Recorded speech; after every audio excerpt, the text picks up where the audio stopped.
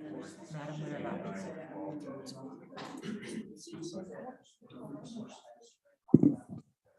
Madam Chairman, we are live. Okay, folks.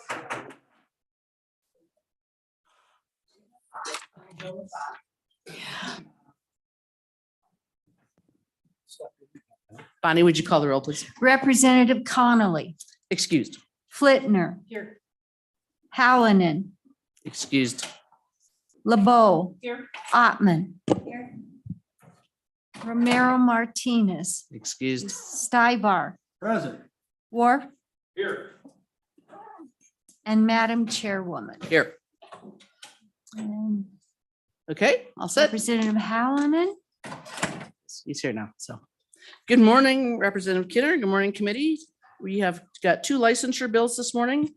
We're going to start off with House Bill 117. Actually, it turns out that committee, both of our presenters on both of these bills are also theoretically meeting in appropriations this morning. So I hope that we will be somewhat concise, just so that these gentlemen can go off, and we wouldn't want to irritate the appropriations committee ever.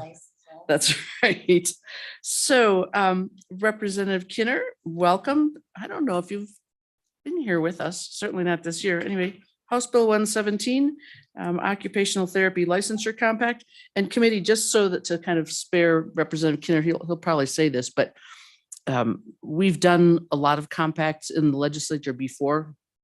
I was the sponsor of the Interstate Physician Licensure Compact 7 years ago, maybe, or 5 or something like that, followed by the nursing and various others. The two things that I always look for in a compact, because they're always long, and we cannot amend the interior of it because that's the compact part. Two things that I always look for in compacts that frankly killed one that we saw that was an attempt a couple years ago is, does the practice of whatever the type of care is occur where the patient is located? And therefore our board has jurisdiction over disciplinary actions against that person. And so that's something that I always look for, and that is the situation in this compact. I just wanted to kind of put that at the beginning. And that being said, go ahead, Representative Kinner, present your bill. Well, thank you, Madam Chairwoman Wilson, and good morning, committee. As you mentioned, this is, I think, my very first time in 7 years that I've been in front of Labor Health. And so I'm excited to do that. And it's good to see all of you folks this morning and working hard for the people of Wyoming. Well, so I am pleased to bring you House Bill 117, Occupational Therapy Licensure Compact. And I wanted to just take a minute and go through the bill title, because I think it really sets the stage for what we're talking about. And I'm also glad that I have Senator Pappas with me today, who is one of the ones that has shepherded many compact bills through the state, and actually currently has one also in the Senate. And so he's very familiar with it, and happy to have him as a co-sponsor, but also as a person that could help us with any questions that we might have. So jumping right in, as you can see on the first page there, it's an act relating to professions and occupations. And it's talking about entering into this compact with other states. And then this would allow an occupational therapist and an occupational therapy assistant in compacts with other states to exercise this multi-state licensure privilege. And then what we would do is we're also authorizing rulemaking. And I might make a note there that this, as in the body, maybe some of you noticed, it did require 10 states approval. And when I started working on this, there were only 9 states that had approved it. And I thought, wow, wouldn't that be cool if Wyoming could become the 10th and actually, help get the compact actually in place. But about 2 weeks ago, another state, and I'm not sure which state it was, but they actually approved it. So there are 10 now. So the compact will go forward, but we could We could be the 11th perhaps. And one thing that I'm excited about there is that because we're right as they're beginning to put things together, we could have representatives be in on actually doing the work of putting the compact together. So that's really exciting.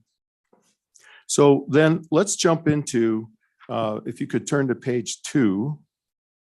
So you see the short title there, and then looking at section 1, the purpose of this is to facilitate interstate practice of occupational therapy. And I'm not going to go into all of that, but that does lay out the purpose of what we're talking about. Now, flipping over to page 4, and not to be too intimidated by the number of pages, this is very, it's some might refer to it as boilerplate, but very similar to other compacts that we've entered into. The one I mentioned yesterday on introduction was the nursing one. I know there's also one for physical therapists and many others. In fact, when I started digging around about how many compacts we have, the numbers were somewhere between 20 and 30 and 40, maybe more, different compacts of different types. And one of them even that was mentioned was one dealing with our driver's licenses, that how do we accept driver's licenses of other states? Well, we've kind of worked that out. And so I guess something that we're used to doing, okay? So on page 4, we begin to see all the definitions, and I won't go through that, but if you do have any questions, I'd be happy to try to answer those. So we want to make sure that we all are using the same definitions, right, in all of the different states. And so that's why we put all of those in there. Now I'm going to fast forward a little bit to page 10. And on page 10, we begin to talk about the state participation. And I sort of think of this as what are the duties for us here in the state. And so you can see those all as they're laid out there. And then I'm going to flip over to page 14, section 4. And then it talks about the compact privileges. So what does that look like? That you can hold a license in your home state and so on. And then it talks about the privileges of being a member in the actual compact itself. Now, flipping over to page 19, section 5, obtaining a new home state license by virtue of compact privilege. They're very clear to point out that you can hold licenses in other states, but that you can only have one home state. And that makes sense. That makes sense and when we get into later on, you'll see why that really makes sense, because we want your records and so on to be basically held in one place. So then it does talk a lot about that. And then one thing that I think is really important to note, and I highlighted it for myself, is on page 22 on section D, right at the top.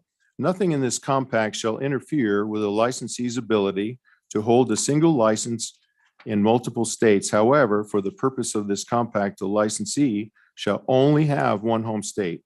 So that really clarifies that. Now, as I got into it, this next section, section 6, really was a motivator for me on why we should bring this compact and why we should really work so hard on putting it in place, because it actually has a provision for active duty military personnel and their spouses. And the situation that I became aware of is if we have a military member transfer right here to the air base and their spouse is an occupational therapist, if we had this compact in place, it would really streamline their ability to go to work right here in Cheyenne. And so I was really excited about that. And in a moment when we get to public testimony, I think you'll hear another story of actually how this came to me and why I wanted to bring this forward. But okay, so I really like the idea being able to provide a way for active military spouses to go to work in a pretty seamless way.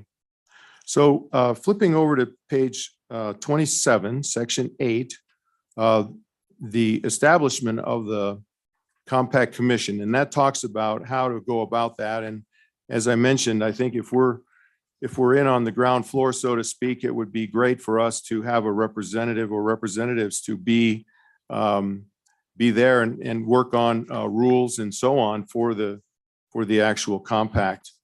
So let's fast forward. And I'm jumping over to section 9 now on page 42. And it talks about the commission providing for the development, maintenance, and utilization of a coordinated database and reporting system containing licensure, adverse action, investigative information, and all licensed on all licensed individuals.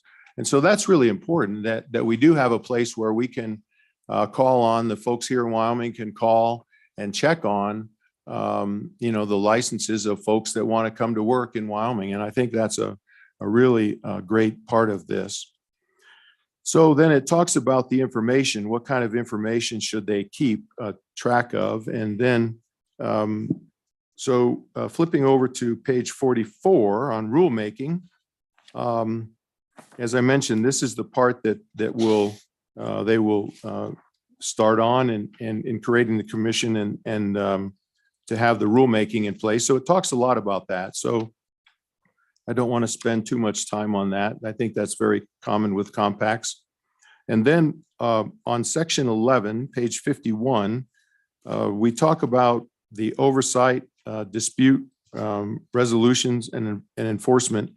Really critical to have all that in place. Like if we run into problems, how are we going to handle this? And so I made a note that the executive, legislative, and judicial branches of state government in each state shall enforce this compact and take all actions necessary and appropriate to effectuate the compact's purposes and intent. So we do have that behind us and with us. We get into things, and I don't like to think about termination and so on, but we need to have provisions for that. And then also flipping over to pages 54 and 55, we do need to have a way to resolve any disputes that come up, and then also a way for enforcement in the compact itself. And then page 56, section 12, talks about the date of implementation and so on, and all again laying out the process and sort of the next steps. It also does provide a provision for withdrawal from the compact if for any reason a state would want to do that. Now flipping over to page 59, section 14, the binding effect of the compact and other laws. So it talks about our responsibilities by being a member of the compact. And then something I also noted on page 60, licensure required down at the bottom. It talks about that you can't just sort of call yourself an occupational therapist and hang out a shingle to try to, protect our people from those kinds of things. Then it really gets into a lot of things, persons and practices that aren't affected, requirements for licensure on page 61, and continuing education requirements, which we certainly want to see for all of our Representative Keener, folks. Yes, if I can please. just hold you there. So Please. the part that he's speaking about now, starting on the bottom of page 60, is existing language in our OT Yeah. laws. So the effect here really is on, for example, on page 60, line 21, to insert the compact into that language. But so the compact itself is not changing any of our continuing education and that sort of type requirements. It's just inserting the language into there, just to be clear. Go ahead. Great point. Thank you so much for mentioning that. So with that in mind, I'm going to just kind of flip through those areas, and let's see. So And did you want to mention about the amendment just because it fits Oh, into this page? Yeah, Committee, so you should have somewhere in your folder, there's just a cleanup amendment as far as what titles were covered under something. yes, and so let me mention that. I'm going to read, this came back to me after the bill was put together, and it's really kind of a cleanup amendment. And so on page, let's see, we started actually on page 2, line 1. We're replacing an and. Let's see, with as we correctly should through, and then as it states out that we are creating a new section in Wyoming statute. But then what we're doing is that all the statutory references and corrections are related. The compact originally only resided under statute 33-40-202. But at a late stage LSO review, they also indicated that we need to refer to other statutes as well. And so that's what we're trying to do. And then everywhere the bill references the compact in the required conforming amendments, pages 60 through 68, they need to reflect that that it had been divided into multiple statutes. And so then the last part of the amendment just correctly indicates that there are 3 sections to the bill, not to section 1, creating the compact, section 2, making the compact amendments, and section 3, providing the effective date. So at the appropriate time, I could move that amendment, Madam Chairwoman. Okay, so I think, and then it also, as we all know, provides for an effective date. And Madam Chairwoman, I think that's my review, and I'd be happy to try to answer any questions or call your lifeline. call, yes, phone a friend if we need to. Okay, questions for Representative Kinner?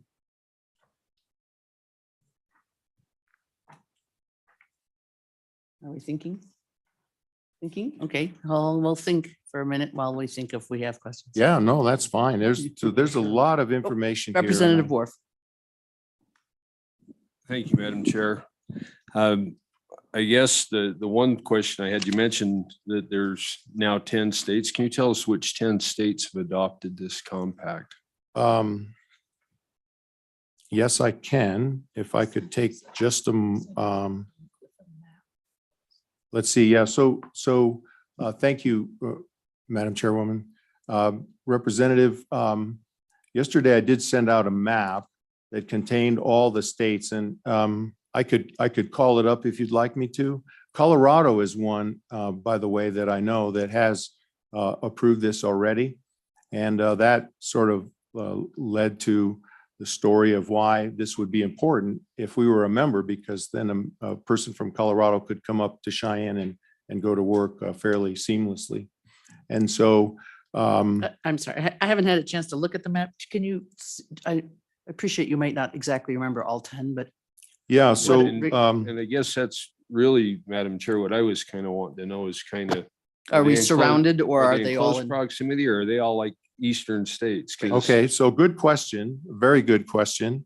With your permission, I'll take a quick look at the map. Are there any other thoughts while I'm looking at this? Representative Wyman. Thank you, Madam Chairman and Representative Kinner. I just have 2 probably clarifying questions. You may know these answers already, but when we're talking about people, first off, there was records held in one state, so that's for the employee, their home state. What records? The records of the patients, the records of the What employees? page are you looking at? I'm looking at page 19. And it says obtaining a new home state, but we talked about how the records are held in one state, and I wasn't really clear about whose records. So I'll take a stab at that actually while Representative Kinner is still looking at the map. So you can see on page 19, the section is obtaining a new home state license. So in other words, and I don't see the word record on here, but I will, I will spring from that. Yeah, why, If when it, he was talking, I wrote. if an occupational therapist applies for a license, they'll have to give a copy of their diploma, their whatever studies that they have done. It's about them as a licensee. And so if they're moving to another state, they need to be able to ship their diploma and all that kind of stuff to a Okay. different state to get a license. Okay, Doesn't have so anything the to do with the patients- patients. No. Okay, This is about the person's getting a license to practice. okay. And then I have one more question, please follow up. Considering the criminal history records of applicants, how does that, like if someone comes to this state and they're licensed and everything, say there's a problem, how does that information get back to the home state? Is that where it would need to be reported or? Gonna tackle that, Representative Kinner? You know, I don't actually know the answer to that, and I may have a friend that might know the answer to that. I knew we would need you at some point, Stefan. Senator Pappas. Senator Pappas, welcome. Thank you, committee. Stephen Pappas, Senator from District 7. In the compact, there is provisions for adverse action. And so the state board would take any adverse action against someone that holds a privilege to practice. We could deal with that in our state. Certainly, anything that under the compact and it's it'll be clarified in rules and regulations that a state that is taking adverse action against somebody in their state that's practicing under the compact will certainly provide that information to the home state. The home state, where your home licensure is, they could take action. They could, and if they pull that person's license in the home state, then any state that they have a privilege to practice in, that the privilege of practice certificate is null and void. Does that answer the question? Thank you. Yeah. Yes, it does. Madam Chairwoman, so if I could get back to Representative Worf's question. So as I mentioned, Colorado has approved it. And then other states that are currently looking at it, as this is a fairly new endeavor. Nebraska's looking at it. Of course, we know now we are looking at it here in Wyoming. Utah is currently considering it, and then also Arizona in the west. And there's several states in the So which are the 10 that The- have the- already the approved it, 10 though, I think was his question. okay, Stephen has the Yeah, actual. Mr. Chairman, the 10 that have passed it include Georgia, Maine, Maryland, Missouri, North Carolina, Ohio, Virginia, Colorado, New Hampshire, and I believe the last one was Wisconsin. Is that 10? Did I get to 10? So what we're sort of seeing, it sounds like, is a move from the east to the middle and now picking up the west. I mean, sort of geographically speaking. And Madam Chairwoman, so there are 13 states currently considering it, including, as I mentioned, Nebraska and Utah and Arizona here in the west. Madam Chair, may I also add that it is key for us to get in on the ground floor, even though we're not one of the first 10.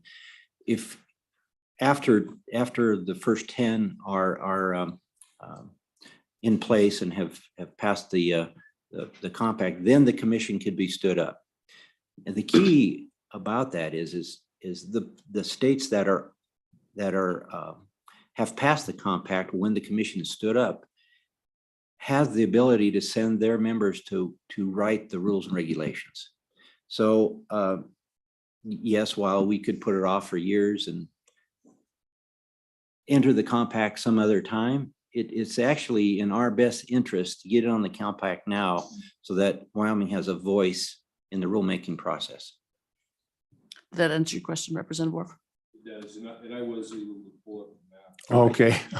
It is interesting to see that. You can see that it does look like it started primarily in the eastern states, but it is coming across the middle of the states.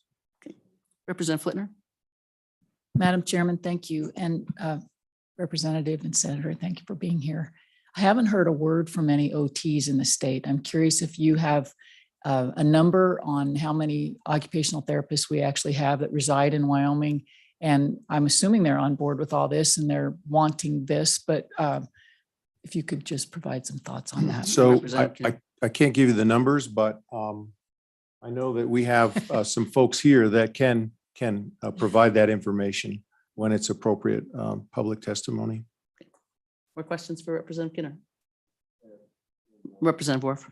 I have one more, Madam Chair. On page 49, lines 11 through 14, it says, and this is under their rulemaking authority, I believe was the section. Yeah, it's under the section of rulemaking. It's numbered letter M. Says if no written notice of intent to attend the public hearing by interested parties is received, the commission may proceed with promulgation of the proposed rule without a public hearing. And I can tell you, I'm not a big fan of rulemaking to begin with, because we're giving people the authority to make rules that actually have the effect of law, and it hasn't been verified by any of us. So rulemaking always kind of is a little bit concerning, but to me, when you can say we can tell people we're going to meet, and if nobody says they're coming, we're not going to put it out to the public, we'll just adopt the rule. And I think that's a dangerous practice myself. I've had lots of meetings that I've attended where I've been the only one, and I think it's dangerous to think that, I mean, I don't know, it doesn't say really how they advertise the public hearing, but if they do a pretty weak advertisement, they may not get the people to attend. So I guess that's one thing. I'll probably bring a motion to remove that. So I want you to think about how important that rule is, for that section is in your rulemaking, but I think it's a big red flag to me. I will just say, because that is inside the compact, we cannot amend the interior of the compact. Well, I mean, I'm just saying that's, it's, well, and I get that, but I guess that makes me an automatic no vote, man, because if we can't change. well, this, let's hear, yeah, maybe they'll have a maybe explanation. you can persuade me to Representative change Kinner that opinion. Thank you. or the lifeline. Madam Chair, thank you for that comment. That it is true, as the good chairwoman mentioned, that anything within the compact, because every state has to adopt the compact word for word, or else the whole system doesn't work. So everybody's got to be on the same page. The issue is that this is the same language we've had in many compacts that we've passed through the state.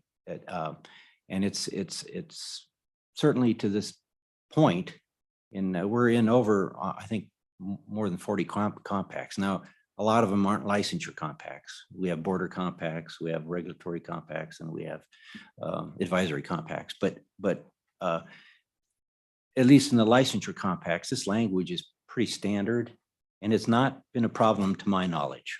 That's all I can say. Thank you. Representative Kinner. Turn on my mic. Representative, the one thing I might offer is that, as I mentioned, that we do have the ability to pull back out. And so I guess I would like to suggest that we do have a fail-safe, that if we saw something take place that we didn't like, we can get out of this. We don't have to be in this forever. And if something, went awry, let's say, then we could choose, and I like that we would then have the ability to say, no, that wasn't right, and we do not like this, and we are going to go through the process of pulling Wyoming out of the compact. So I would offer that as a way to deal with that particular section. Representative Worf. One more question, Madam Chair. And here again, it's in the rulemaking, it's on page 45, it's line 16. It talks about if a majority of the legislatures of the member states reject a rule by enactment of a statute or resolution in the same manner used to adopt the compact within 4 years of the date of adoption of the rule, then such rules shall have no further force and effect in any member state. How long, if we decide to pull out, I didn't see where it says that, but how quickly can we pull out if in fact we decide? Because This says they got 4 years on it, that a rule can be challenged. That's the way I understand it. I just wonder, I didn't see where it says we can pull out, and Okay. just wondered if there was any time constraints on that, if we're, Just while you're looking, so on page 57, I underlined this. I went through with my red pen last night. Page 57, line 5, and there's more in there, but where it says any member state may withdraw. It's on that page. did you notice any time constraints on that, Madam Chair? It says, Just say we can withdraw. it says, any member state may withdraw by enacting a statute repealing the same. The withdrawal should not take effect until 6 months after the enactment. And then you still have to continue, if there were someone, if you had an investigation in process, you still have to finish out the investigation, but that's what the page says. Thank you. I think that's most of my questions. so. Madam Chair. Senator Pappas. Madam Chair and Representative Ward, the reason for the 6 months is that we have could have multiple people practicing under this as a privilege to practice. And so you have to give time for all the practitioners to understand that Wyoming no longer will be doing it. So it can't be immediate, but 6 months I think is good enough for, government doesn't move very fast anyhow. So 6 months I think is I think a good number. Representative Flitner. Thank you, Madam Chairman. And Senator Pappas, since you're the compact guru, do you know of any states that have vacated these compacts off the top of your head, or has Wyoming ever done that? Senator. And I'm not a guru, Representative Flitner. Yes, I have worked on a lot of compacts, but there are many, many more people out there that are smarter than I am on compacts, but I do not know. I certainly, there actually are, I have a good friend that's online. Throw another lifeline out. An attorney with Council of St. Governments, Nahali Kafa. She's online. She might be able to answer that question for you during public testimony, but I don't have that information. Thank you. I can say in my 10 years, this is my 10th year in the legislature, and we have never, to my recollection, had a bill withdrawing from any compact. For what that's worth. I mean, not necessarily much, but Madam Chairman, I don't know if you're asking just Wyoming or any state withdrawing. Yeah, I don't think Wyoming is withdrawing from anything that I know of, but I don't know about nationwide, how many states withdraw from various compacts. I couldn't give you that information. as a matter of fact, it seems like since I've been in, there have been more compacts because the states see it as a way to take action themselves without being under the thumb of the feds. And Madam Chairman, and the reason for these compacts is portability of licensure. Okay. And it really behooves a state that is sparsely populated like ours, because we have a hard time getting practitioners to work in here. So these licensure compacts are really, really good for Wyoming. The associations of the various organizations that they're the ones that actually are pushing for these things, the practitioners themselves. And in no way does it change any of our statutes on how a person should practice. They have to come in this state and they have to abide by every statute we have. We're not changing a statute one iota. All we're doing is we're recognizing the license, their home license in that state. And that state is taking care of all of the paperwork. They've checked their credentials, their education, their continuing education hours, all of that stuff. The home state does that. And we, as a member compact state, just accept that face value. We can collect a fee too, because a lot of state boards do have an issue. That's how state boards run. Remember, there's no impact to the general fund on this at all. But there is a charge to belong to the compact. And so a lot of boards have questioned, well, is it going to cost us? And so that's why we're the compact allows the state to charge a fee just like it would a licensure fee. Could be the same, in many cases, it's the same amount as if you bought the license. It's just you don't have to go through the rigmarole to get a license. In Wyoming, it's not as bad.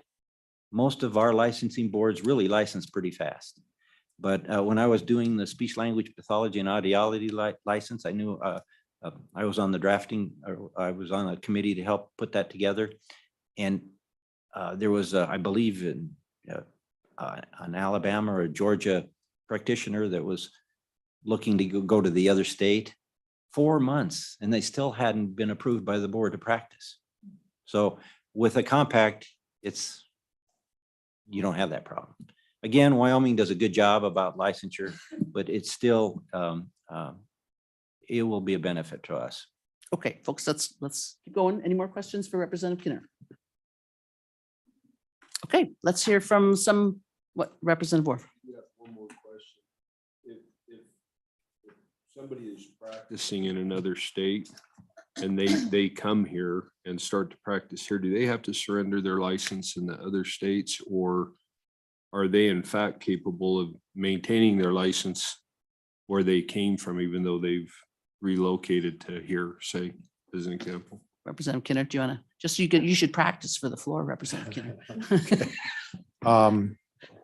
The answer to that is no, because they have a home state. And so they would keep their home state license. It- Well, Madam Chairwoman, Representative, I believe in reading the materials, and Stefan could correct me, but I believe you can transfer your home state if they chose to move here and be here permanently, and they moved here from the state of Texas, let's say, for example, they could establish their license here then and release the one in Texas. Home state. I mean, I'm just. trying to Representative, are you talking about in the compact or outside of the Yeah. compact? I'm just talking if. A person, many yeah. providers of many kinds have multiple Yeah, licenses. that's what I'm wanting to Right. make. And so we have sure. here, I mean, especially in Cheyenne, a person might have, whether it's a doctor or a nurse or some other category, might have a Wyoming license, a Colorado license. If they're on the medical school in Washington, they might have a Washington license. But to do that outside of any compact, you have to file all the papers and do everything in every place. You can have a lot of licenses. No, there's no reason not So to. you're not obligated to surrender your license. If you move from one state to here and you still want to practice back Yeah, there. no, a lot of people. Even though you change your state of residency, If you change your state of residency, then, well, if it's If a- just a matter of changing the type of license.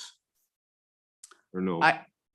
I'm probably out over my skis here, but if you are licensed in Colorado and Wyoming and Nebraska, let's say, and you move your house from Colorado to Wyoming, the kind of license you get is a license to practice medicine in the state. It doesn't have anything to do with where your pillow is. And so but if you are getting it through a compact, you've identified one as your home state. If you change your home state, then you change it here. But in any case, you can maintain the So licenses. you wouldn't have to forfeit your No. license. No, a lot of people deliberately, especially that's why some of these things start on the East Coast, where you've got little places like, Delaware and New Jersey. And I mean, people might be driving over state boundaries multiple times in a day. And so a lot of people have multiple licenses. Madam Thank you. Chairman,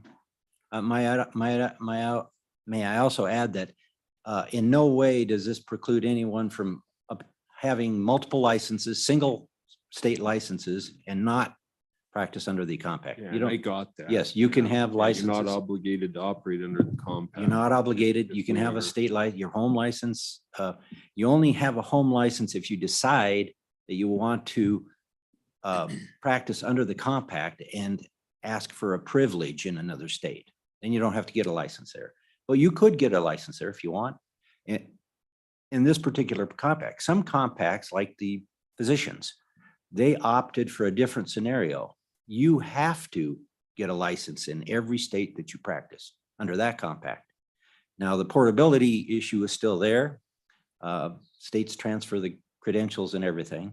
So you don't have to go through all that in every state, but you have to buy a license if you're a physician in every state. So it's just a different way of structuring the compact. Okay, more questions for Representative Kinner? Okay, let's hear. We've got, I guess, a few folks out in the audience that want to testify on this bill. Do we? Come on up.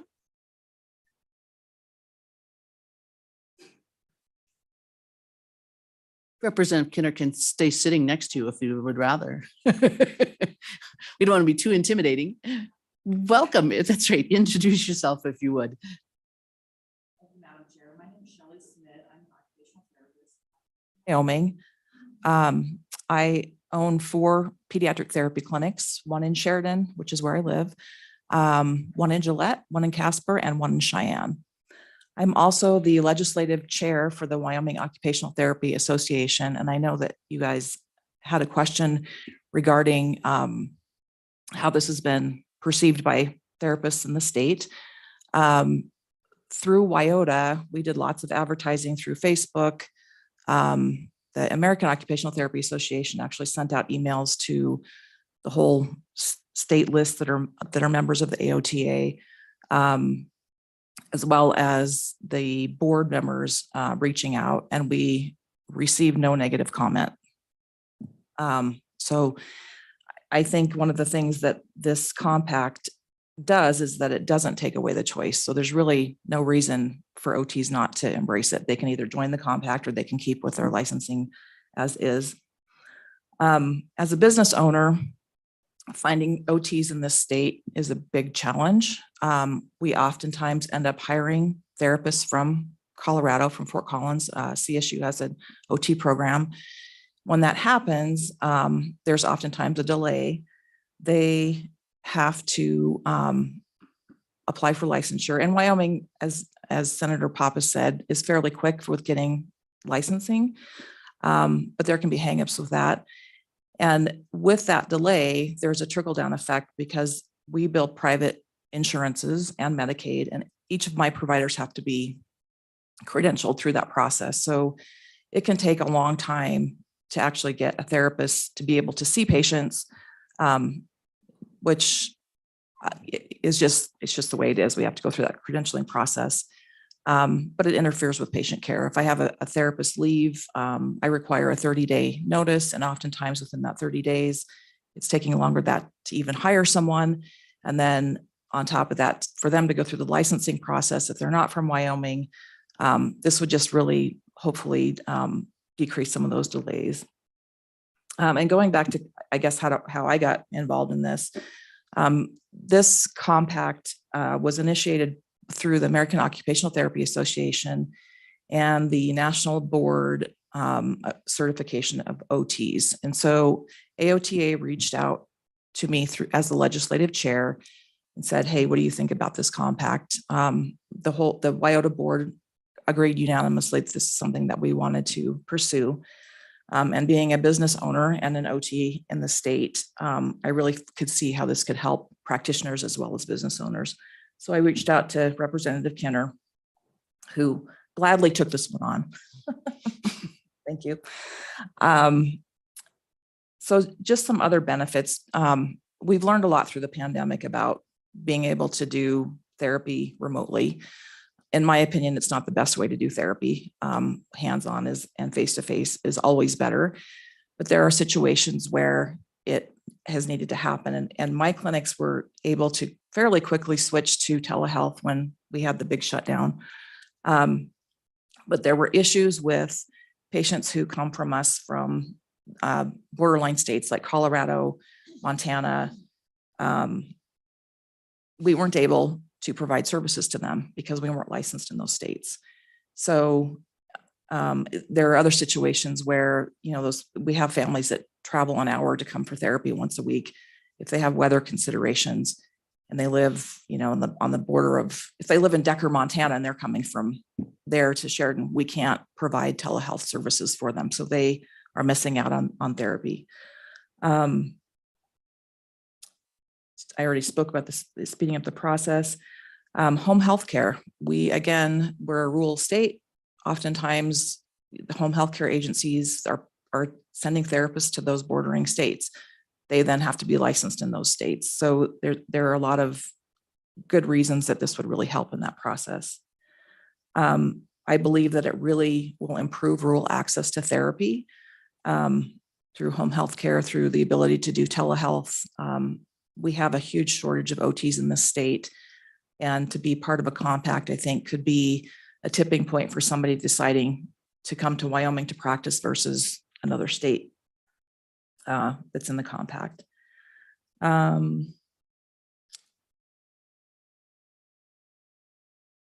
think that's all I have. Good. I'm gonna Thank you, tell me Madam your name Chair. again. I forgot to write it down. Shelley, it's Shellie. And the last name is SZMYD. SZMYD. A good Polish German kind of name. That's right. Sorry for the I eye have a roll. lot of Central European ancestors myself. So questions for Ms. Schmid, Representative Stibar.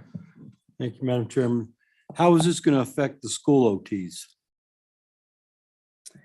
It will affect them in a way that if they're coming from another state to work in the school district, they're not going to have that wait time for licensing. And so, you know, hopefully you don't have therapists leave in the middle of the school year, but that can happen. That allows them to get rolling and bring their license from another state. And just along those lines, a couple of years ago, I don't know, with all these special sessions, I've lost track of what year is what year, but you know, we were trying to get workforce information. Am I recalling correctly that we don't actually have a bachelor's level program in occupational therapy in Wyoming, or that students can get that they're associates and then have to go either to the Dakotas or Idaho? Am I remembering the wrong field? So we have Casper College has a certified occupational therapy assistant program, which is a two-year degree. Thank you for the question, Madam Chairman. And then University of North Dakota has a master's level program that they can do from Casper College, but Wyoming does not have a program. So any person from Wyoming who wants to practice occupational therapy in Wyoming pretty much has to leave the state and come back? Madam Chairman, they can get their degree at Casper College, but it's through University of North Dakota. And then I believe that they have to spend some time in North Dakota actually with that degree program. Okay. More questions for Ms. Schmidt, Ms. Representative Flitner. Madam Chairman, thank you. A couple questions. Does Wyoming require a master's level to practice OT in the state? And also, just off the top of your head, if you could provide us with your number on your membership. I'm just curious as to how many practice in the state. Thank you. Madam Chairman, Representative Flitner, all occupational therapy programs now are master's level, and they're actually looking towards going to a doctorate for even entry level practitioners. And as far as the number, I think that we have around 250 members in Wyota, and I am not sure what the total number of OTs are in the state. I can get that information for you though. More questions for Ms. Schmidt? Okay. Madam Chair, one more point. This compact does require a background check, which state licensing in general does not require. So I feel that that's another safeguard that we can put in place. The licensing process in Wyoming, as you said before, basically they want your credentials. They want to know that you have a degree. They want your transcripts. They want to know where you worked.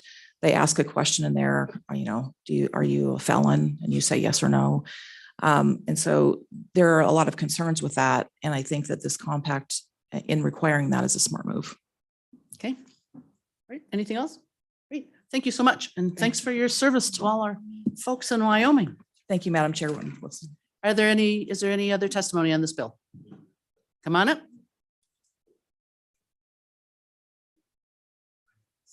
Hello, and if you'll just introduce yourself for the committee. Good morning. Thank you, Madam Chair. I'm Joanne Reed. I am the office manager for the A&I Professional Licensing Boards. I just wanted to come up and answer Representative Flitner's question about the numbers. We have 433 licensed OTs and 159 licensed OTAs. Say it again, please. Madam Chair, 433 OT and 159 OTA. To your knowledge, are those all practicing, or might they be retired and or doing other things? We have statistics, excuse me, Madam Chair. Thank you. We have statistics available on the website and I don't have those numbers fine. right in front of me. We're just curious. That's why we drag on so long here, because we're a Yeah. curious group. Madam Okay. Chair, if you or any of the members would like to check out the OT's website, there are statistics. I can't even say the words, so. Sorry. It's early. You want to go check it out, it should be out We'll there and work on help that. answer some of your questions. Any more questions for Ms. Reed? No. Okay, thanks so Thank much. you. Any more testimony on this bill?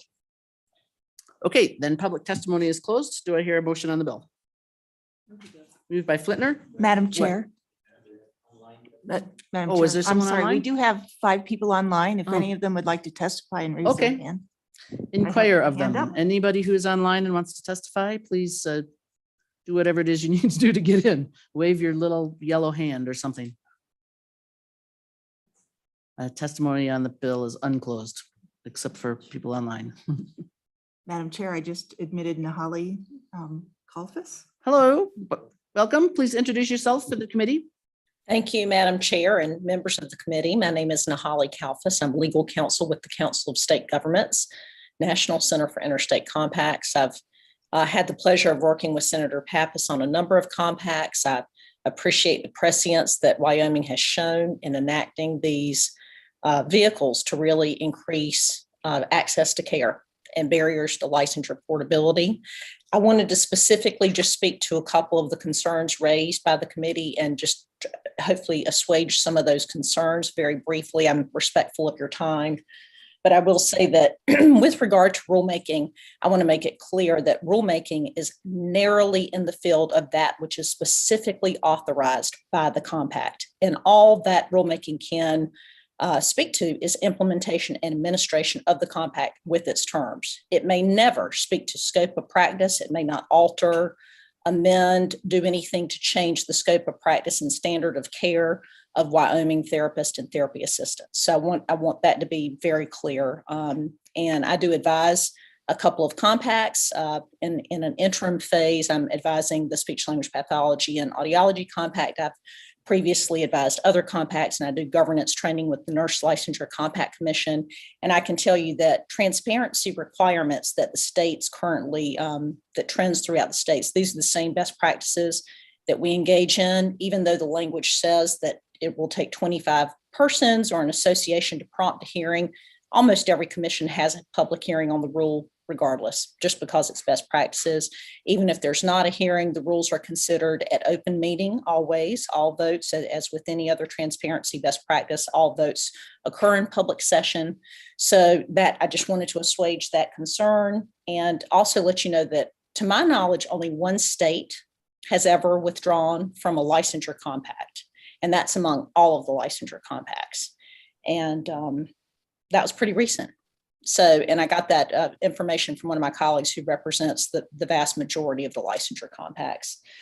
And I just wanted to answer one more question about the requirement to switch to a new home state. So under the compact, if you're operating under the compact and you decide to change your primary state of residence, the compact does require that you change that home state. So in essence, you would be giving up the previous home state license, and that could transfer into a privilege to practice, just like your driver's license. You have your home state driver's license, which grants you the privilege to drive in the other member states, which is the country.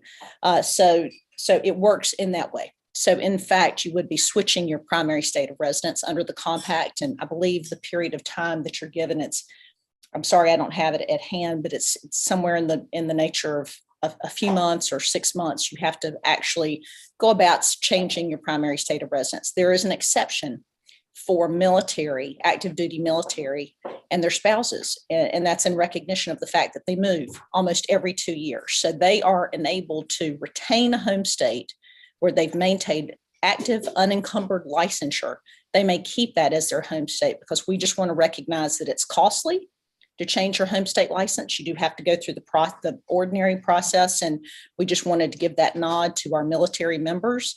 And that was language that was suggested by the Department of Defense, actually. But again, thank you. I'm so impressed by the level of thought here, really good questions. And Wyoming's knowledge generally of compact commissions is very refreshing. Thank you. Questions for the flattering attorney? Helpful, the helpful and flattering attorney. Okay, all right. Thanks very much for calling in. Donna, who else have we got?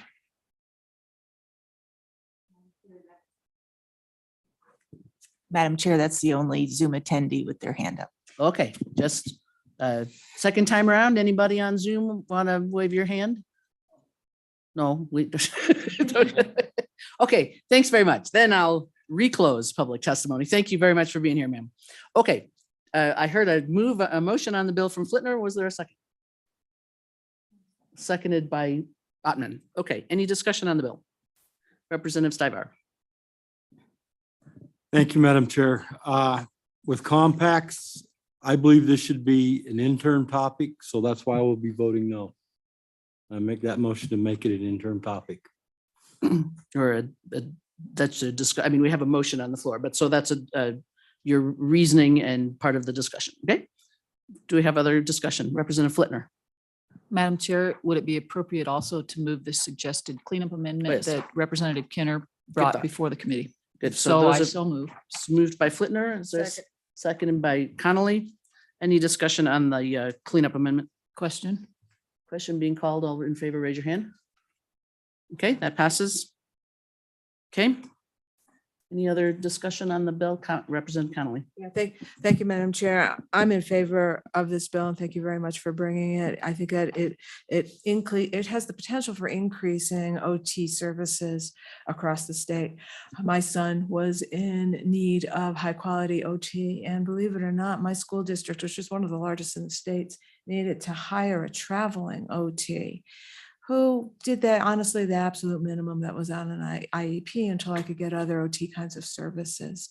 And then they made all the difference in the world. I have deep respect for OT.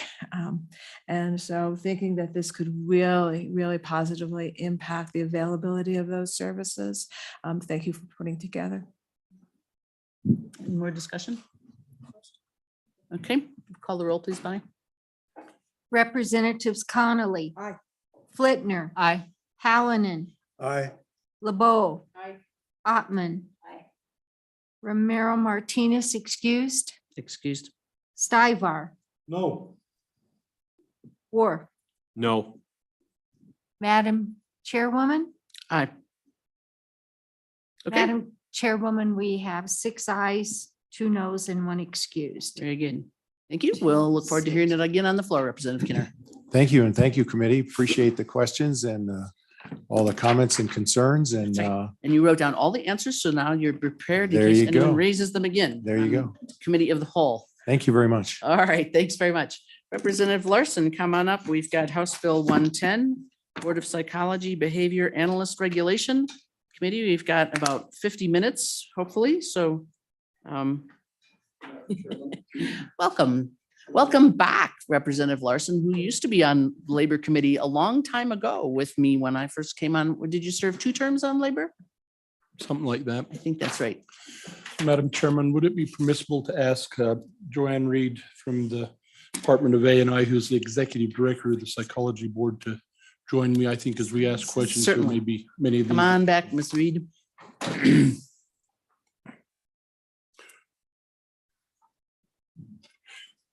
So, Madam Chairman and members of the committee, if I can give you a little more detailed information on this bill and why we feel it's important at this time. It's back in 2019 and 2020 during that course of the years. Well, I'll back up. Behavioral analysts have been working in the state with advanced degrees, master's degrees, social work, psychiatry, counseling as such a matter, working in school districts, helping to develop IEPs for kids with behavioral challenges. Working at the state hospital, we use behavioral analysis at the Life Resource Center and so around the state, and they've existed in our system for some time. The Department of Health, as we've been finishing up the construction of the State Hospital Life Resource Center, and the new missions that they're involved in, we're interested in adding some more behavioral analysts to staff. And when they reached out to A&I to secure those, they found out that they didn't have, those positions aren't in our system. And so they looked and they done a search, and they says, we don't have a licensure act for behavioral analysts. And as we searched it, we find that we have the only reference to behavior analysis is in the Psychologists Act in Chapter 27. Thus, if we go by statute, if you're going to be a behavioral analysis analyst, you need to be a doctor of psychology, which is problematic with the numbers that we have and then the impacts on the district. So they kind of put along and they asked the AG to opine on that, and they agreed. And everyone says, we understand, we have them, we're using them, we need them. If we don't have a licensure act, we're required to comply with statute. Hence, we've got a problem. And so we kind of muddled around and in working, in visiting the Life Resource Center right after Thanksgiving, and was visiting with the superintendent here. He expressed some concern about that, and it was the first I had heard of it. Visited with Director Johansson, and he expressed the same concern. And I thought, well, perhaps because as we get ready to move into the Life Resource Center, we need those people. And so what I thought, well, I wonder how the psychologists feel about this. Sitting on your side of the bench and seeing Dr. Hackman a number of times, I called him and said, so tell me about this. Is this what you guys should cover? And is this, because what do I know about behavior analysts? And he says, no. And I'm not going to testify for him, but he suggested indeed there's a need for behavioral analysts. They did not need to be doctors of psychiatry, psychology, right? And sorry, Dr. Hackman, and we'll get and that his association had looked at this and suggested that we bring the behavior analysts into the Psychologist Practice Act. So we reached out to Joanne, who's the executive director, the behavioral analysts. We reached out to the National Association of Behavioral Analysts, as well as the National Association of Psychologists, looked at other states, looked at Montana, Utah, Arizona, a couple of them to Missouri, to see how we might incorporate some of these practice acts. A little bit of the same concern that Representative Stivar presented here. Normally when we do a practice act, it's an interim topic. And so we felt like we had a challenge because there's a need to get it done because the impact is soon. And so we've tried, we hope, as we present this to you, we've taken into consideration that, and we hope that we've included the stakeholders that we would traditionally include in an interim to have this discussion and have a product here in front of you that qualifies for your consideration. So we worked, that was our Christmas vacation, working on this and getting it put together. So, Madam Chairman, that's the history. And what we do here in the bill, as I'm sure that you've all read it and are familiar with it, is we define the requirements of licensure for behavioral analysis. And currently we have, and there will be two possibilities to be a behavioral analysis or an assistant behavior analysis, and the requirements for licensure within that Practice Act is the new language that you find on page 2 and into 3. In the exceptions in the new language in 3327-125, which is on page 3, there it shows the exclusion. And in the first one, and I had to ask Joanne this morning really who that would be. But if you're a licensed social worker and there's behavioral analysis within the scope of your practice, you're exempt from having to be a certified behavioral analysis. And then, so that's kind of what one goes through. Two is, of course, psychologist and anyone or any person acting under their direction. Three is, I still kind of fight off on giggling when I see an animal behavioralist and stuff. Surely there's a Far Side cartoon for that somewhere. But it includes that. Somebody who, somebody working in a business that's advising the business on behavioral analysis. It's not directly to an individual, but just the scope of how you do your business affairs would be exempt from having to be certified.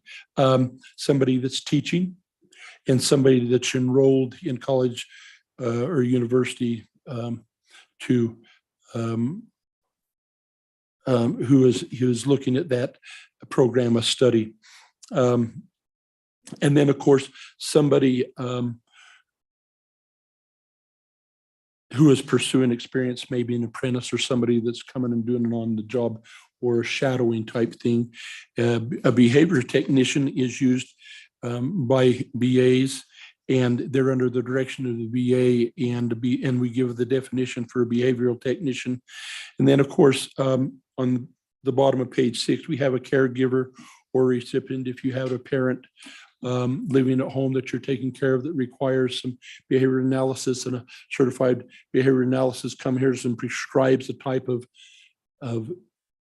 therapy or whatnot that your parent may need, and you then as the caregiver are providing that, you're exempt from needing to be doing that.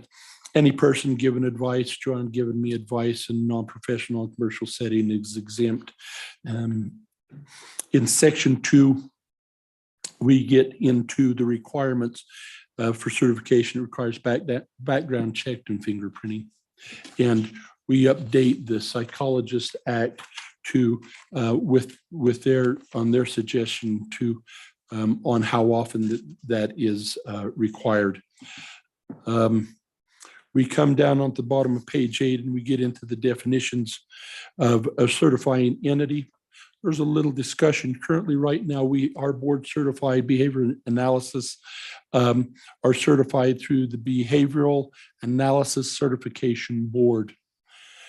That does not mean, as we've learned through some of these other compacts and practice acts, is sometimes these associations come and go, and we didn't want to tie it to a specific one, but have them qualify as the department recommended to be somebody that is accredited by the National Commission on Certifying Agencies, the American National Standards Institute, or a similar successor accrediting organization, so that we don't have to rechange the statute should the certification board change for some reason. Down the next one is we define a licensed assistant of behavior analyst and what they're required to do as it refers back to on page 2, and then the licensed behavior analysis and what they do. It was a fun exercise working with the behavior analysts and their national board. So their national board is in San Diego. The psychologist guy was on the East Coast, and it was some interesting conversation to get the wording acceptable and correct, and one that they all agreed on. And so different states have a little better, or have it a little different. I don't think anybody has it better. I think that this is a great definition of behavior analysis. That's the new language. Madam Chairman, excuse me. Then we go back into chapter 27 to the Board of Psychology, and we establish what the board looks like. And we take the Board of Psychologists and we delete one psychological practitioner, add 2 behavior analysis, and delete the 2 public members and add 1 public member. So we just delete one. We're keeping one. Thank you. That's why she's here. And then we stagger their terms. But then we make provisions in here under C on page 12 as we get this initial one going, because in the terms, they have to have practiced as a certified BA in the state for 3 years. When we first start, of course, we don't have that. And so we're allowing an exemption at the bottom of page 12, starting on line 13, the notwithstanding the requirements that the first ones can be appointed by the Board of the Governor shall not be required to be licensed in the state before their appointment, but shall obtain their licensure during the board tenure to be reappointed. And so that gets us through this initial appointment. On page 13 under O is where we talk about getting the criminal history every 2 years, and that would include psychologists as well. We get into, then we start getting into the conforming statutes, existing statutes, where we insert behavior analysts along with the board. Madam Chairman. Representative Flitner.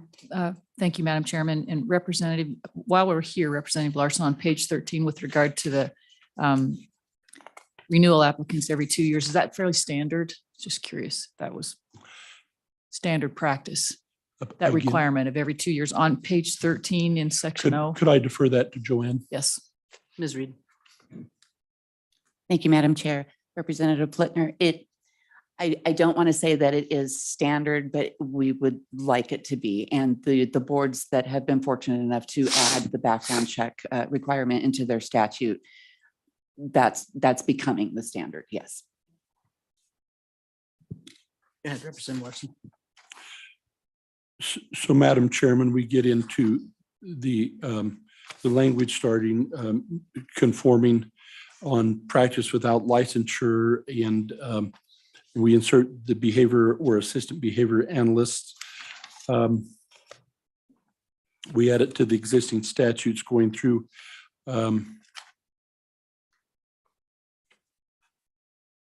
through 16. There's an important component of this, particularly as it pertains to Wyoming and with the Board of Psychology or Psychiatry. Psychology, thank you, Joanne. Board of Psychology, I apologize again. Board of Psychology is that you've got this national board certification, and they want your board certified. If you violate the conditions of that certification, much like the bar or anything else, you can lose your credentials. But we felt it was really important for the board to make the determination through their licensure, through this act, their ability to practice and have licensure in Wyoming. And so we don't let a national certification board determine that. They can impose that. Then the board has to consider their ability to practice in the state. And we thought that was really important. Madam Chairman, if you would go to page 20, we have a couple of repealers that are important.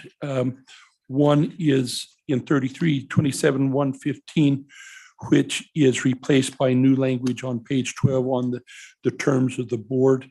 And then, if I may, there on 33-27-117, there was language in there, the requirements for licensure under Roman I that says the applicants, that this is part of the consideration, the applicants' honesty, truthfulness, integrity, and competency.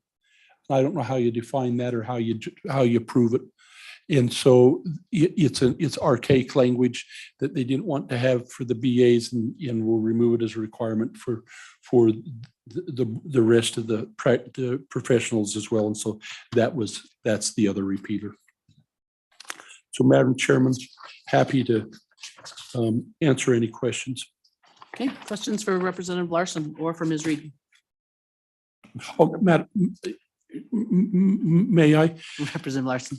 And I've told Joanne not to forget this, but LSO, would you please turn to page 3? On line 19. At the very end of that sentence, see that comma? If you work the bill, would you amend to remove that comma?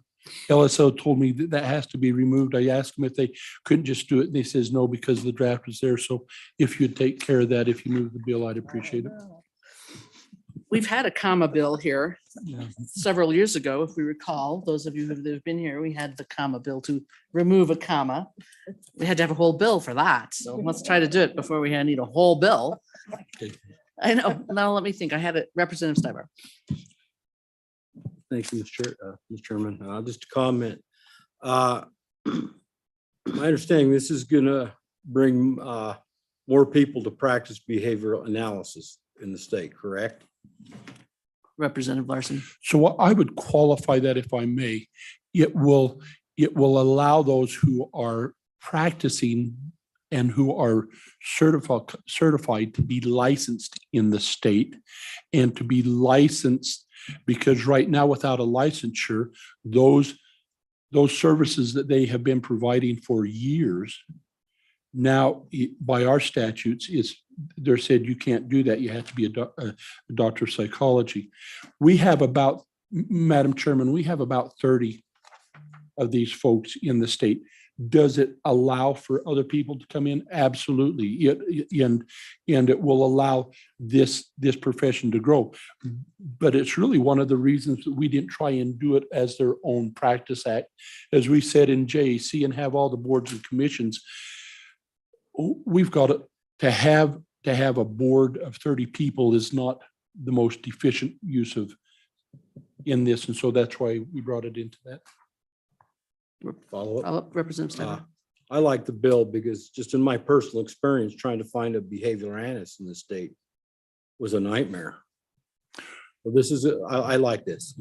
Madam Chairman, and so as this come to my attention through the Department of Health, then that's when I found out that school districts had them, they wouldn't. But then we also have in the private sector, people who were performing that, but because we don't have licensure in the state, they don't have the ability to submit reimbursement to insurance. And so this would correct that deficiency as well. Representative Flitner. Thank you, Madam Chairman. And Representative Larson, put on your JAC hat now, and we go to the fiscal note. And I'm just curious about Division of Criminal Investigation, when they speak about their administrative impact. If you could maybe touch on that for us a bit, please. Representative Larson. Well, they're going to have to pay for it. Right? So it's self, through their funds, that's going to have to be, it won't be an impact to the general fund. More questions for Representative Larson or Ms. Reed? Okay, thank you. Is there any other testimony about this bill?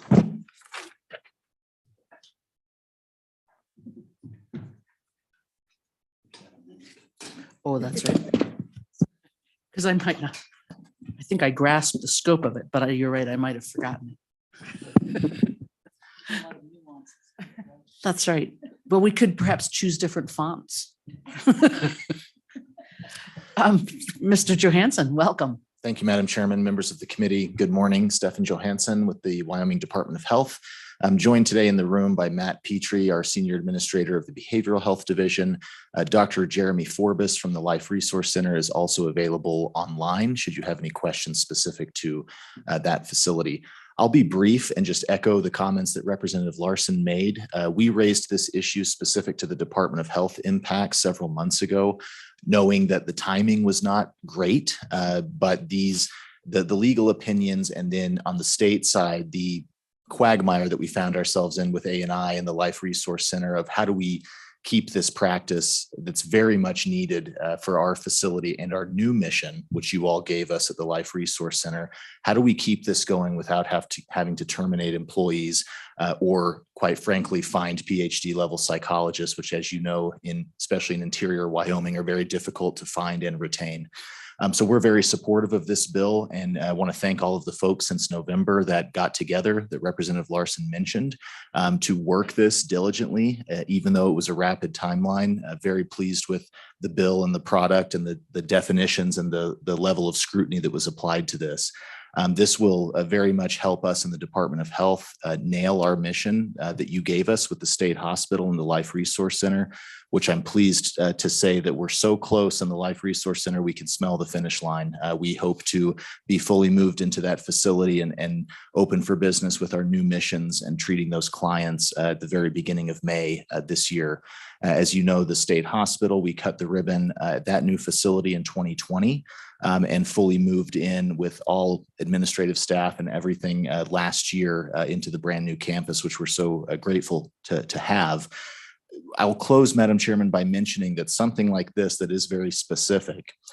It's a model that at the Life Resource Center in particular, we really want to scale to be able to provide the types of supports and services for the clients that will be coming to Lander from the state hospital and from your communities that do have these behavioral challenges. We think this is a model that can really help us nail that mission. And that always has upstream and downstream impacts on your communities in Title 25, even Title 7 in some cases, where you probably hear from your county attorneys, your judges, your other types of treatment systems about the problems there. This model of care at the Life Resource Center, we're optimistic, and I'm confident that this will help us alleviate a lot of those problems. And again, appreciate all the work that has gone into this, and would just articulate and echo our support for this bill. Madam Chairman, happy to answer any questions the committee might have about our role or impact here. And certainly, as I mentioned, we do have Dr. Forbes from the Life Resource Center on, should you have questions for him. Questions for Mr. Johansson? You know, I had one, actually, I thought of when Representative Larson was up here, but, and it's not really my question, but in preparing for floor discussion, every once in a while we have sort of a little libertarian fit out on the floor. And I can visualize, I mean, okay, so I have a translation business. I don't need a license. So, you know, sometimes we hear sort of why are we setting up a thing requiring a licensure? Do you I mean, and what we see sometimes is, well, we can't bill insurance unless they're licensed. You know, that this sort of situation is driven by a payment model, which is, you know, a hard battle to fight with ideology, ideology versus payment. We see a lot of those battles, don't we? But do you have any input on that just as we carry this forward? Hopefully. Madam Chairman, it's an excellent question. I won't speak to the private sector impacts there, as you mentioned, with billing insurance, et cetera. Certainly defer that to Dr. Hackman or others. Our issue here is in, you know, the state safety net in our facilities is more administrative in nature. So your point's well taken about the balance that we always try to strike with administrative bureaucracy and licensure versus sort of deregulation or unrestricted practice. This solution, I think, is somewhere right in the middle, which, as Representative Larson mentioned, allows us to continue what we have both at the state level and in the private sector with the 30 or some odd behavioral analysts that are practicing today that really just need some clarity on you know, what is my role? What do I need to do to ensure that I can practice safely and with the proper oversight? I think this provides that without the unnecessary bureaucracy and regulation that you see in some other scenarios. But I'll certainly defer to Dr. Hackman on the private side. Any other questions for Mr. Johansson? Okay, Dr. Hackman, welcome. You're not new to this committee. Thank you, Madam Chairman. I can figure out how to, oh, there we go. It's magic. They use ex machina in the red jacket there. Madam Chairman, members of the committee, Dr. Hollis Hackman with the Wyoming Psychological Association. This concern about behavior analysts has been kind of brewing for a while. This is a specific intervention that folks provide. It's been within the scope of practice for psychologists for as long as I've been licensed in the state. That goes back to 1984. But there's a national now certification board process that's available for folks that specialize in the provision of this intervention. And the number of folks in the state that have this board certification has been growing over the years. This came to our attention over a year ago, at least for my association, when we discovered that we had folks that were providing this intervention that weren't regulated by anybody's board. And so from the private sector, the issue has primarily been the issue of payment, because these folks are providing treatment quite often to kids with autistic spectrum disorder kinds of difficulties.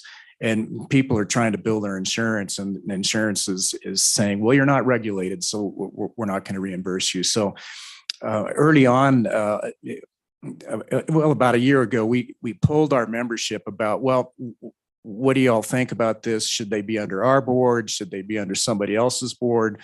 A majority of psychologists were in favor of getting these folks under the psychology board, because again, it's part of our scope of practice.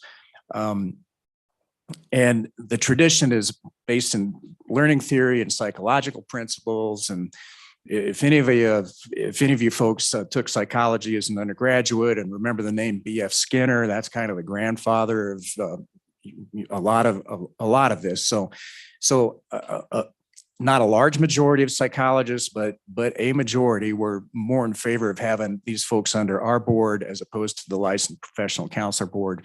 And so we support this effort. And to Representative Stivar's point, we did try to get this on board for the interim, but between this session and the last session, but y'all had so much on your plate in this last interim, we were going to just wait and try to get it on the interim for this next session. And we were unaware of what the state's needs were at the Life Resource Center and all that. And so there has been kind of a frenzy to get prepared for this, but I think that we reached out to all the stakeholders we could possibly think of. And I think we've arrived at a very good product. And thanks to Representative Larson and other folks that have worked so very hard on this. So with that, I would just note that we do have a board certified behavior analyst who's available remotely to provide testimony from Jackson. And I hope we have a chance to let him speak. But with that, I would stand for any questions. Questions for Dr. Hackman? Representative Ottman. Madam Chairman, Doctor, thank you. I was just wondering, is this position one that can prescribe medications also, or is it primarily for Dr. Hackman? Madam Chairman, Representative Ottman, psychologists in Wyoming do not have prescriptive authority. Their psychologists do have prescriptive authority in a half dozen other states, but not in Wyoming. Board certified behavior analysts do not prescribe. They do not diagnose. They provide a very specific treatment intervention. It is what they provide. And I hope that answers your question. Thank you. More questions for Dr. Hackman? Okay, thanks. Oh, Representative Romero Martinez.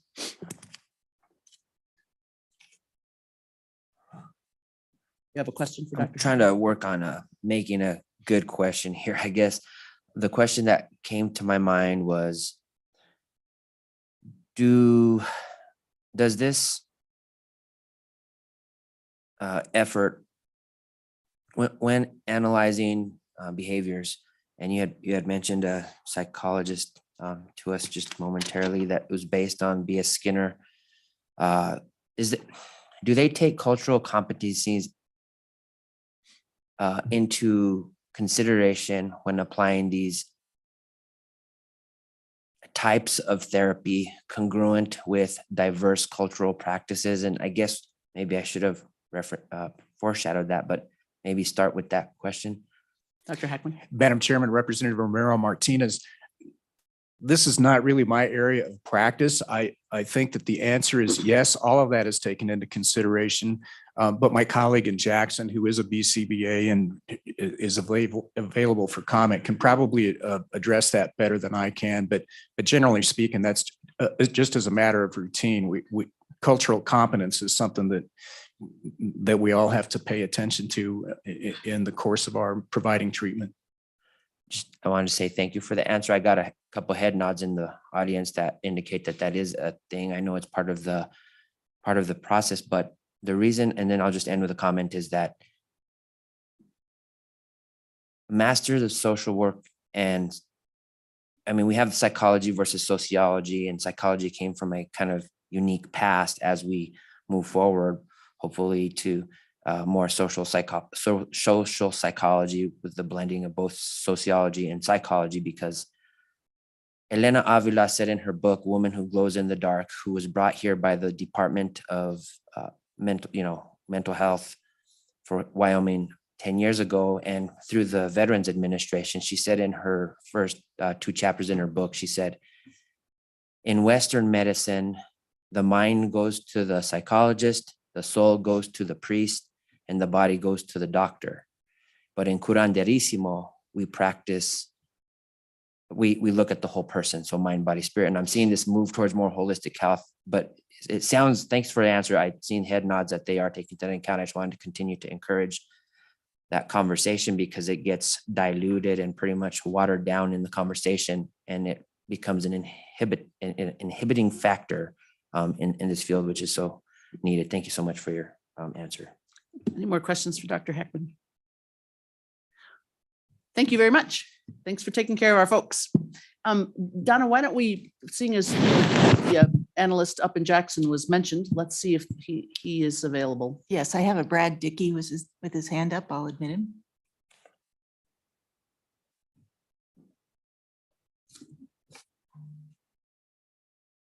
Are you learning, Bonnie?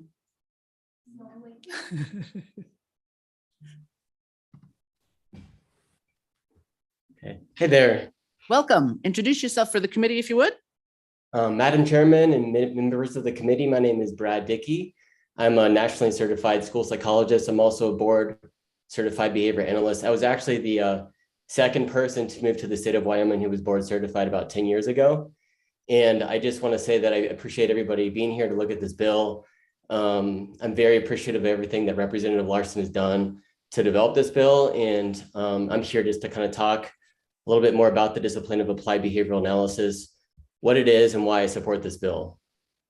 So I've been a board certified behavioral analyst for about 10 years. I've helped numerous children and families throughout the state of Wyoming. I've collaborated with multiple healthcare professionals, including psychiatrists, psychologists, pediatricians, family physicians, other mental health practitioners. I put on numerous presentations to help educate people around evidence-based practices for children with autism and other behavioral disabilities. And I feel like this is a very important bill to help increase access to care for kids and families throughout the state of Wyoming. So the next part of this, I just want to explain what is ABA, or what is applied behavioral analysis, and why I support this bill. Applied behavioral analysis is the natural science approach to understanding and changing behavior that focuses on the interactions between an individual's behavior and environmental events. A lot of what we do is to build functional skills around social skills, language, decrease in problematic behaviors, and increase in other adaptive behavioral independence skills.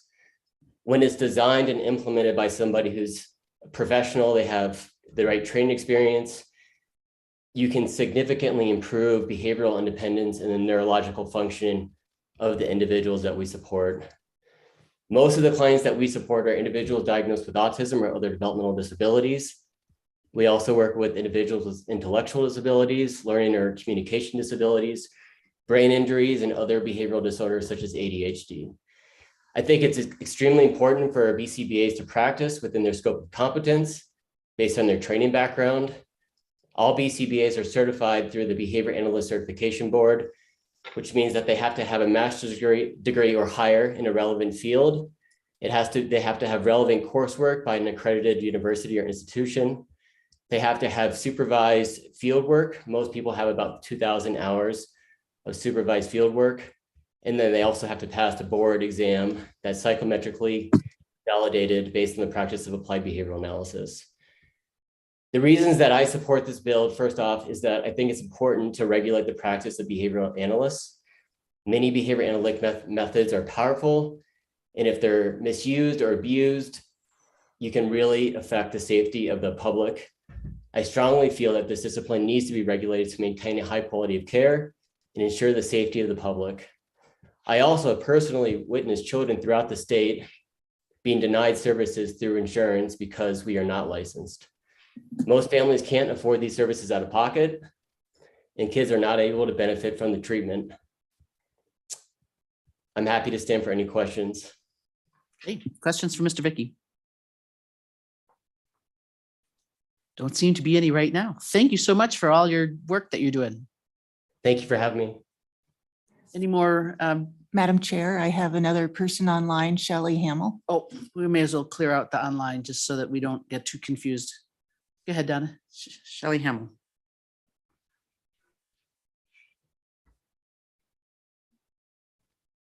Hmm? Hmm.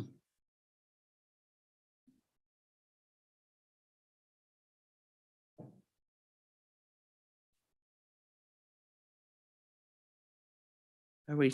Sorry, there seems to be a delay. I admitted her, but there seems to be a delay, so.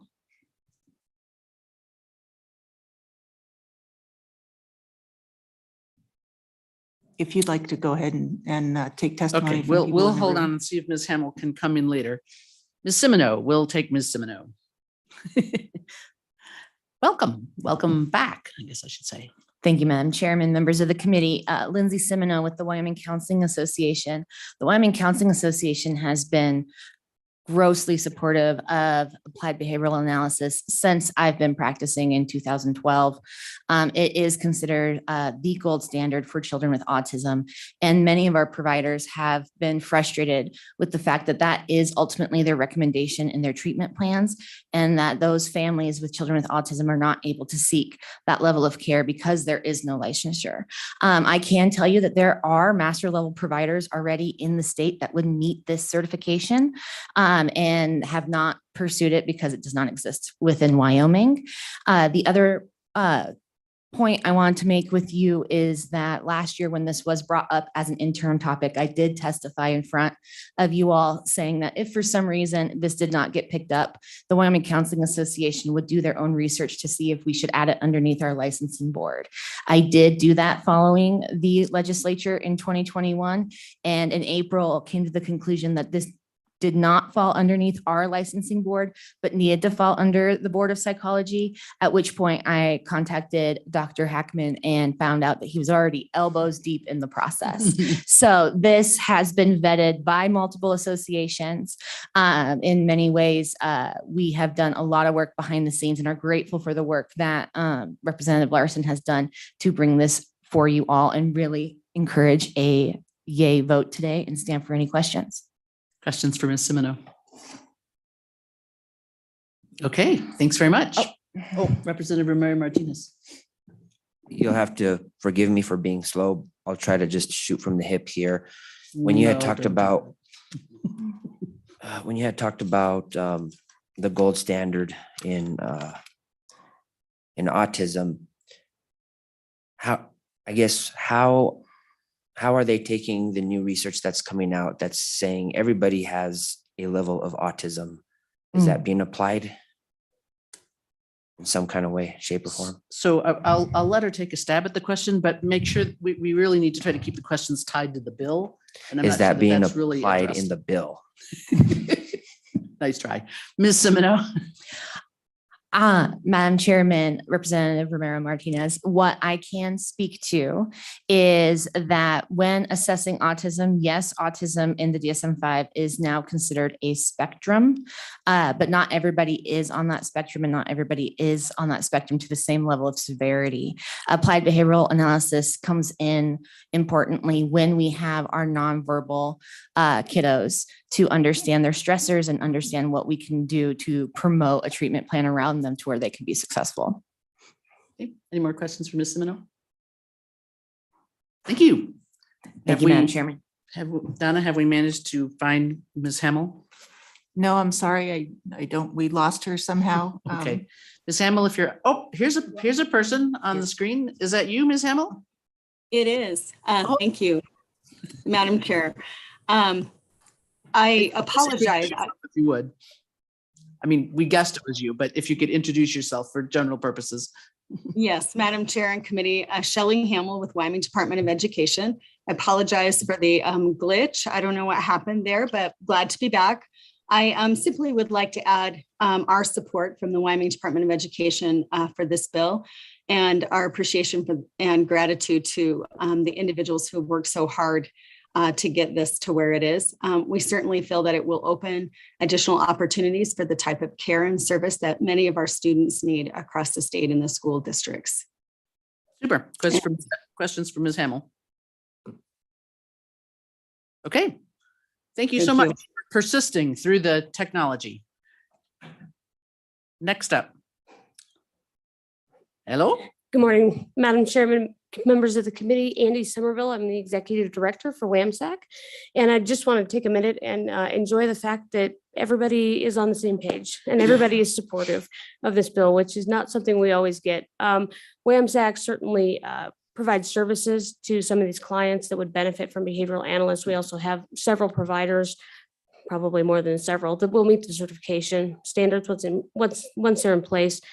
And I would just also add, generally supportive of pulling this under and establishing a license. We can't underscore the patient safety aspect for any types of behavioral health professionals. That is very important. And while I understand the insurance thing is concerning, as it certainly is to all of the providers, that really is more important in our view. So with that, I would stand for any questions.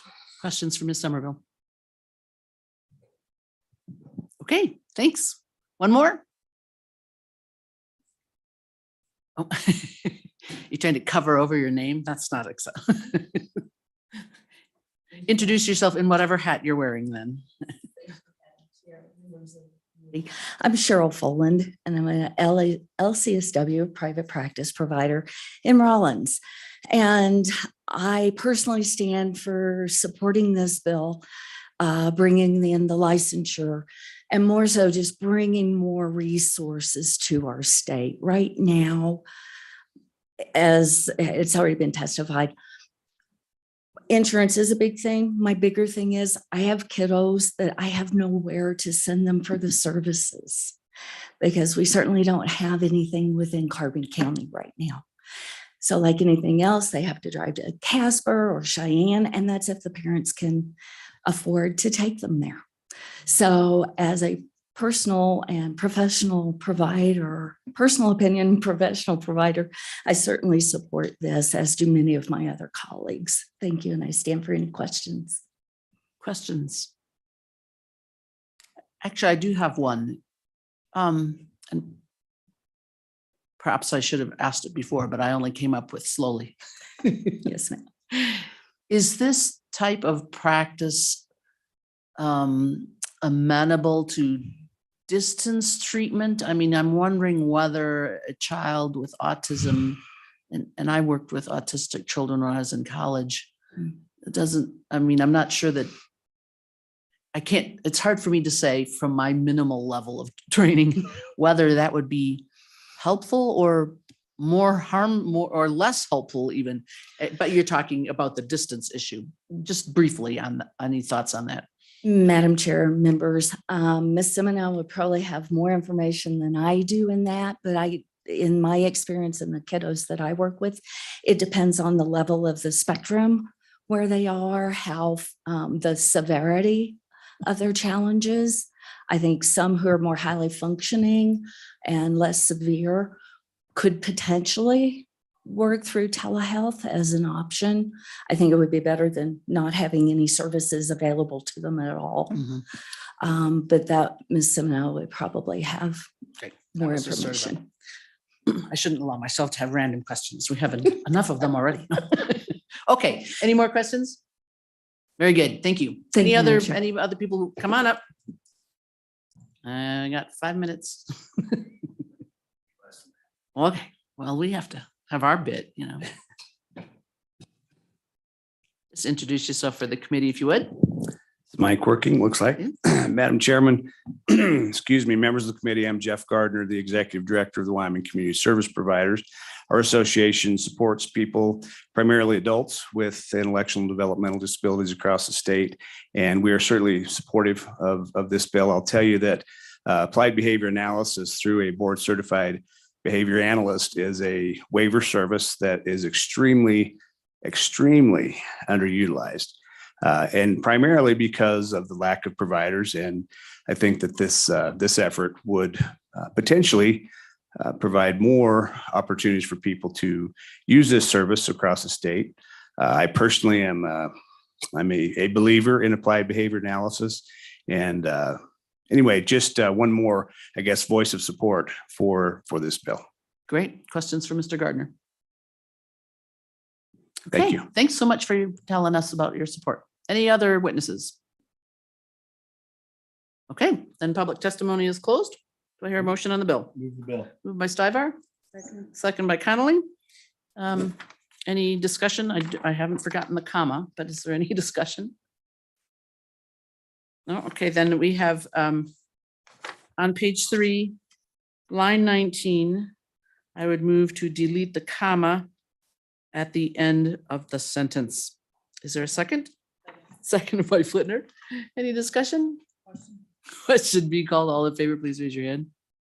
Okay, the deletion of the comma has passed. Question.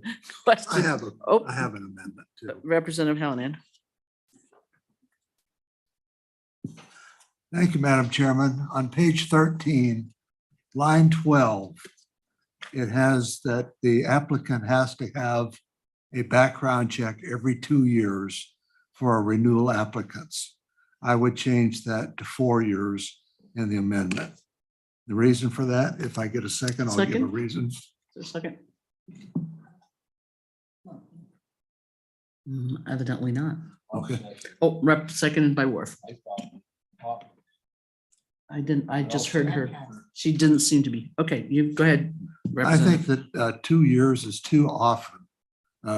People that are in this field would be, I think it's just too much problems for them to come in every 2 years and have fingerprinting done.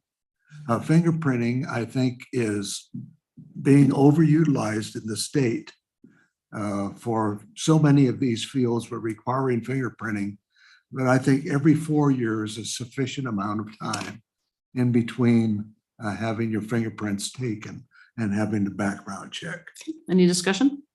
Representative Flitner? Madam Chairman, and I appreciate that from the good doctor. I did ask about that and I was told, or we were told, the committee was told this is becoming the standard. I would be more inclined to keep it as is and then maybe have a discussion with the professionals involved if we need to bring a committee of the whole amendment perhaps then, but I will not vote in favor of this. Okay, any more discussion? Representative LeBeau. I just wanted to comment, and I appreciate the good doctor's comment as to, and wearing my hat in HR, I mean, there's technology that's fast to do the fingerprinting in-house and stuff. And so that's just something to take into consideration too. And I think the 2 years, it's important to do that every 2 years. Thank you. Any more discussion? Okay, all in favor of amending this to 4 years, please raise your hand. 1, 2. Okay, just 2. So that fails now, but I do think Representative Hallinan that further discussion and we have opportunities to bring back after confirmation, if that would be good. You know, I mean, I don't think people are necessarily disagreeing with the concept, but maybe. Okay, any more discussion? Okay, question being called. Bonnie, please call the roll. Representatives Connolly. Aye. Flitner. Hallinan. Aye. LeBeau. Ottman. Romero Martinez. Aye. Stivar. Aye. Worf. Aye.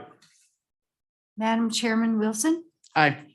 We have 9 ayes, Madam Chairman. Okay, committee, we are actually done before being called in. Just so that you know, right now I have one, what? Are you pointing? Oh, okay. Committee, just so you know, right now I have one bill, Representative Fortner's bill, that we can hear on Monday. I'm holding off formal scheduling because there may be a couple of other COVID-related bills that are still pending introduction today. So, just, we'll certainly meet Monday morning, but if we